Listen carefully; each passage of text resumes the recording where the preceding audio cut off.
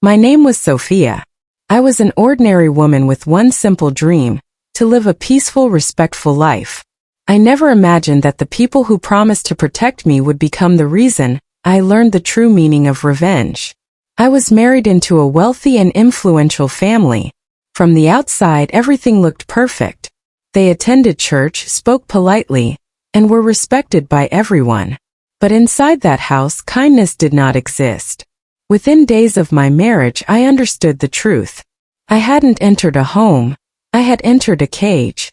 My husband, Ethan, was the quietest among them, and that made him the most dangerous. He never shouted. He never stopped his mother. He simply watched everything happen with a cold, empty look. Sometimes he smiled, and that smile hurt more than any cruelty. His mother, Linda, controlled the house. Every morning began with insults. My dowry was never enough. My cooking was never right. My silence was treated as weakness. When months passed and I didn't conceive, the accusations became poison. I was called useless, cursed, and unwanted. I endured it all. I believed patience would save me. I was wrong. One night I finally tried to speak. I told them I couldn't live like this anymore. That single sentence sealed my fate. They attacked me together. No fear. No hesitation. When my body could no longer move, they dragged me outside and threw me onto the road like trash. To them I was already dead. But death rejected me. An elderly woman found me before sunrise and took me into her small home. For days I lay between life and death. When I finally opened my eyes, my body was shattered, but my heart was burning. I didn't cry.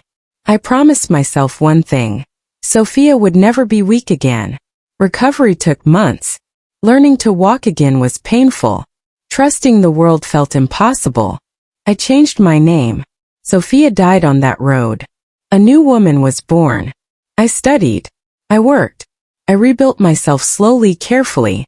I learned how power truly works, not through violence but through control, timing, and intelligence. 2 years later, I was unrecognizable. I had become a successful business consultant. My name carried weight. And then fate gave me the opportunity one had been waiting for. Ethan's business was struggling. I approached them with a professional proposal. They didn't recognize me. Linda spoke to me with the same arrogance she used on everyone she believed was beneath her. Ethan looked at me without a single flicker of memory. I smiled. Over time they trusted me. I guided their decisions, quietly pushing them toward risky investments and dangerous shortcuts. Their losses grew. Their confidence blinded them. Then I made my final move. I collected evidence: illegal deals, false records, financial fraud. I handed everything to the authorities anonymously. I didn't need credit. I needed results. The day the police arrived, their world collapsed. Ethan was arrested. Linda screamed as officers sealed the house. The same house where my cries were ignored. In court I revealed myself. The silence was deafening. "Sofia?" Ethan whispered, his face pale. I looked at him calmly. "No. You killed her." The verdict was clear: prison, heavy penalties, public disgrace. But I wasn't finished. Legally and patiently, I bought their property.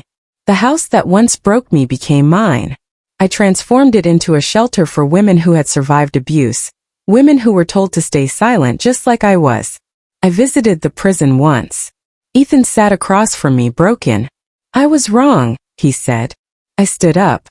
"Wrong is choosing the wrong words. You chose to destroy a life." As I walked away, I felt no anger, only peace. Because true revenge isn't about blood or hatred. True revenge is survival.